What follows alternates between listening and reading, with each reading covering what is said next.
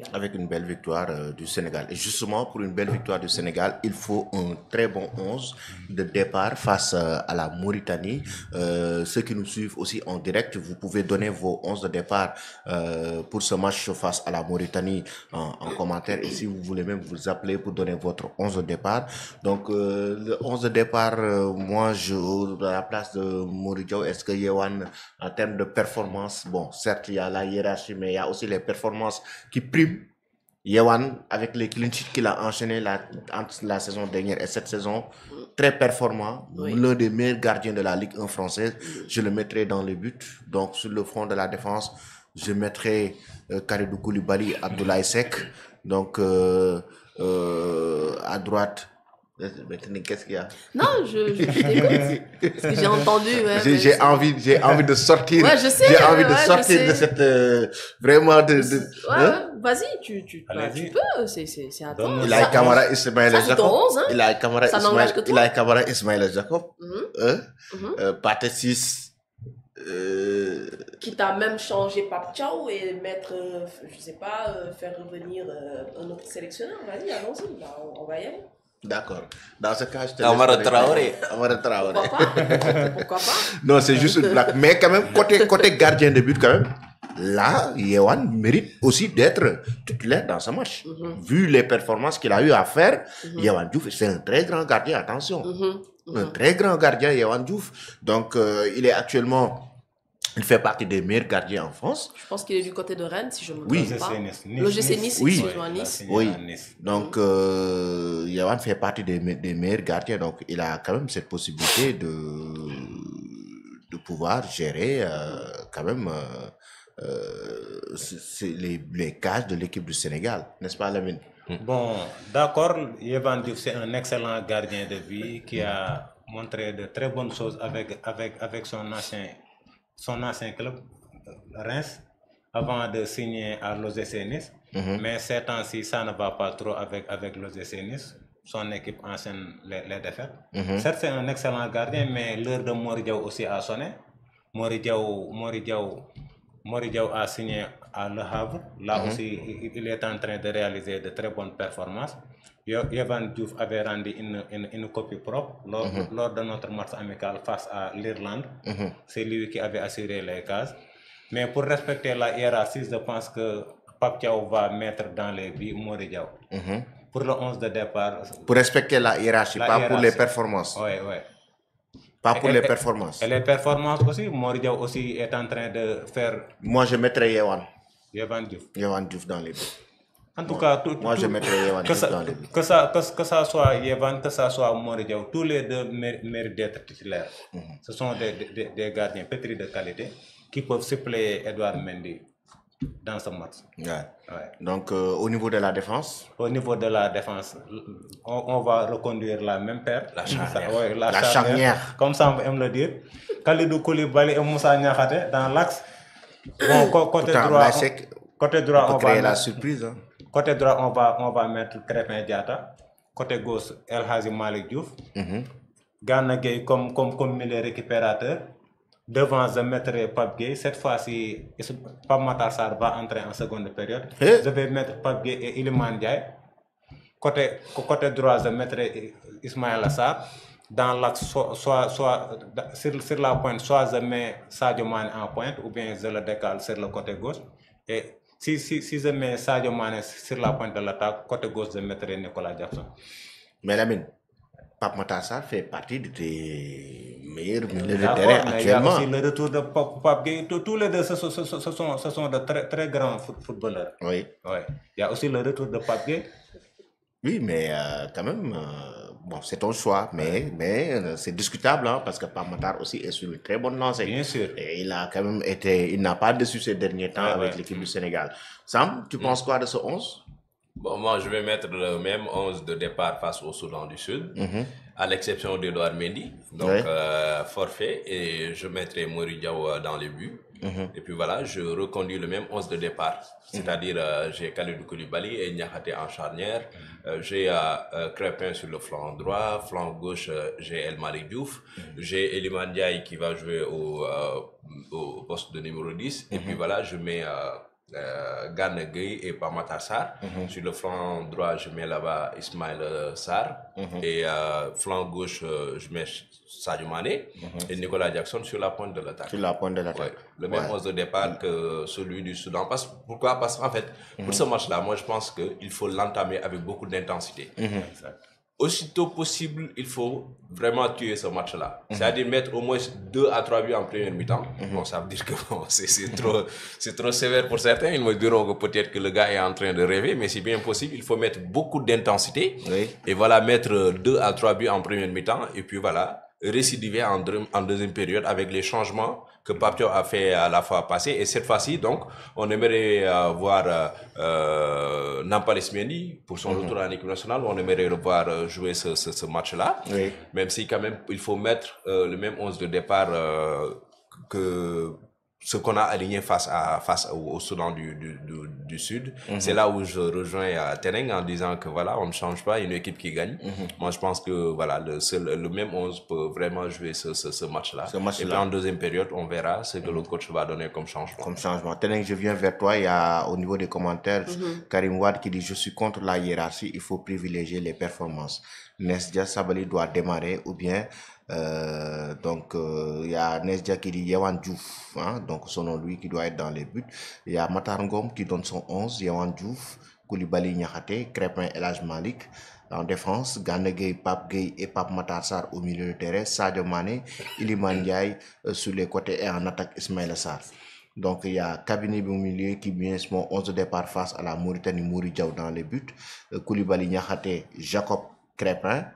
En défense, Gana Gueye, Iliman Ndiaye, Gana, Pape Gueye, Iliman Ndiaye au milieu, Ismaïla Sarr, Sadio Mané, Nicolas Jackson en attaque. Ça, c'est le 11 de départ donc, de cabinet Tenning.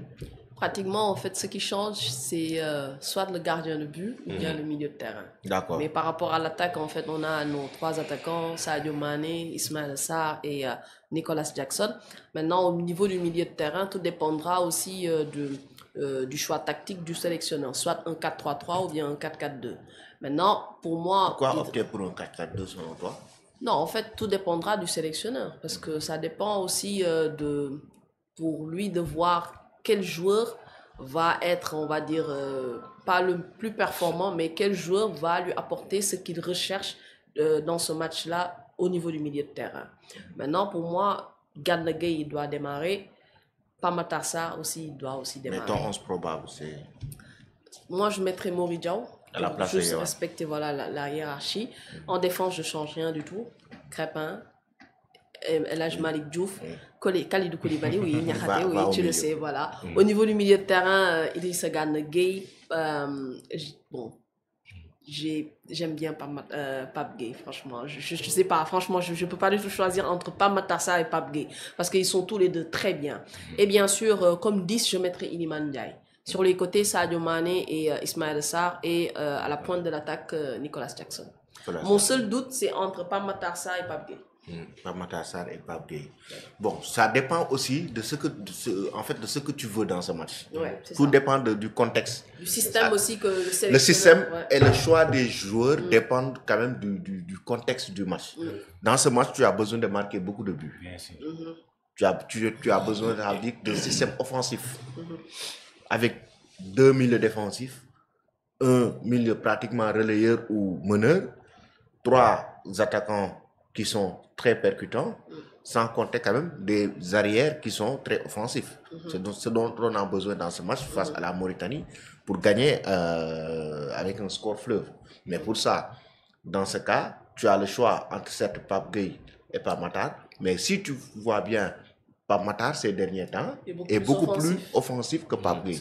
Pape Gueye, certes, il est dans l'organisation. Il faudra dans ce cas, est-ce qu'il ne faudra pas faire un choix entre Pape Gueye et Gana Gueye?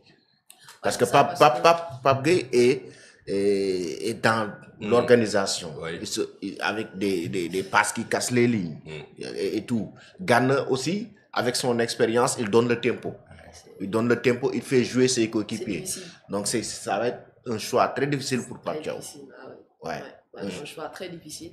Comme tu viens de le dire, pratiquement Pape Gueye et Gana ont, on va dire, à peu près le même style de jeu. par rapport à la récupération. Devant la défense, l'organisation. Et pour Pape Matar Sarr, en fait, lui, il se projette beaucoup plus maintenant vers l'avant.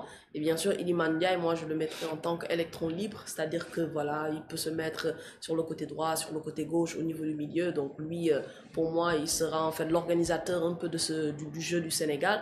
Et Sadio Mané, qui va venir apporter son expérience et aussi sa vivacité, sans compter Ismaël Sarr sur les côtés. Et tout en espérant aussi une bonne concentration et un Jackson taille XXL qu'on aura, Inch'Allah. Ouais, donc il y a Fassa Mor qui dit Yawan Diouf dans le but, Koulibaly Niakhaté, Elhadji Malick Crépin en défense, Pape Gueye, Gana Gueye, Pape Matar Sarr au milieu de terrain, Sadio Mané, Iliman Ndiaye, Ismaïla Sarr en attaque. Lui, pourtant, quand même, quoi qu'on puisse dire, ces derniers temps, on a trouvé l'équilibre dans cette équipe du Sénégal. Parce que le côté droit, à chaque fois que c'est occupé par Iliman Ndiaye, on voit que ça marche bien. Non, ça marche bien. Ça marche à merveille avec le duo Iliman-Crépin, ça marche bien. Oui. Donc, il faut essayer par moment aussi de tenter, pourquoi pas, Iliman sur le côté droit. Mais c'est ce que Papio a réussi lors du match passé. Oui. Parce qu'il avait mis Iliman Ndiaye en numéro 10 en début de match. Pratiquement, il n'était pas, il était pratiquement un peu absent.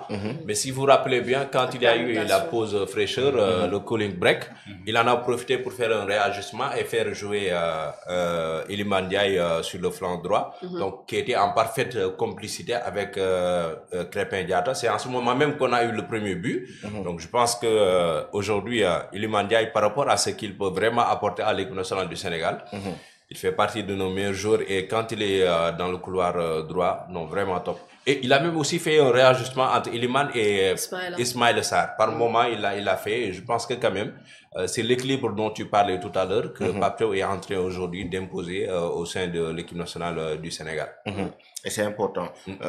Lamine, Iliman sur le côté, il est très bon sur le côté droit. Il est très bon. Iliman, depuis qu'il est venu en sélection, il déçoit rarement. Il nous a habitués à de gros matchs avec l'équipe nationale. Papio a d'excellents joueurs capables de s'adapter à tous les systèmes qu'il mettra en place. Maintenant, le dernier mot revient au sélectionneur. Donc, le dernier mot qui revient. Juste aussi préciser pour ce match, le 12e, on l'a évoqué ici sur ce plateau, a décidé d'honorer Sadio Mané. Oui, à la 10e minute. À la 10e minute. Effectivement. Sadio Mané, c'est le meilleur joueur de toute l'histoire de la sélection. Oui. Sadio Mané, c'est 47 buts avec l'équipe nationale. Il est de 100 matchs. Il a aussi adressé 27 passes décisives si je ne m'abuse. Donc c'est un joueur quand même très performant au sein de cette équipe du Sénégal. Donc il y a Ibrahim Sow qui nous dit Mouri Diaw, Koulibaly Niakhaté, Crépin Diatta, Elhadji Malick Diouf, donc Gana, Pape Matar Sarr, Pape Gueye au milieu de terrain, Iliman Ndiaye, Ismaïla Sarr et Sadio Mané en attaque. Donc il y a Nation 221 qui nous dit Mouri Diaw, Koulibaly Niakhaté, Crépin, Elhadji Malick, Gana Gueye, Pape Gueye, Pape Matar Sarr, Sadio Mané, Iliman Ndiaye, Chérif Ndiaye. Lui préfère mettre Sadio Mané, Pape Matar Sarr, Gana Gueye, Pape Gueye, Pape Matar Sarr, Sadio Mané, Iliman et Chérif Ndiaye. Donc out Ismaël Sarr et Nicolas Jackson. Iliman et Chérif Ndiaye. Oui. En attaque. Oui, non, 4-3-3. Iliman sur les côtés, Sadio Mané. Sadio à gauche, Iliman à droite et Chérif Ndiaye en pointe. Donc, mais Ismaël Sarr, quand même, avec le gros match qu'il a réalisé, je ne pense pas il ne sera pas sur le banc. Vraiment. Et puis il marche très bien avec son club et tout, et on a besoin quand même de joueurs en fait percutants. Je pense que Ismaïla, il fait vraiment l'affaire sur son côté. Ouais, il est sur une très belle lancée quand même. Il a bien débuté en tout cas cette saison, Ismaïla Sarr. Donc il a bien débuté cette saison. On espère bien qu'il va quand même gérer ces matchs et ça va continuer comme ça pour le restant de la saison, que ça soit en Premier League comme en équipe nationale. Donc hier, après la séance d'entraînement des Lions de la Teranga, il y a Elhadji Diouf aussi qui a fait une sortie pour parler de ce match, l'importance et l'enjeu de ce match, pour dire que c'est un match capital et que jouer une Coupe du Monde, c'est comme si vous allez à la Mecque. C'est comme si comme un musulman qui part quand même à la Mecque. Oui. Hein? C'est une bonne vitrine. C'est une bonne vitrine. Je suis d'accord avec lui. Tu sais, Elhadji, lui, il aime les grosses déclarations. Oui. Parfois, il dit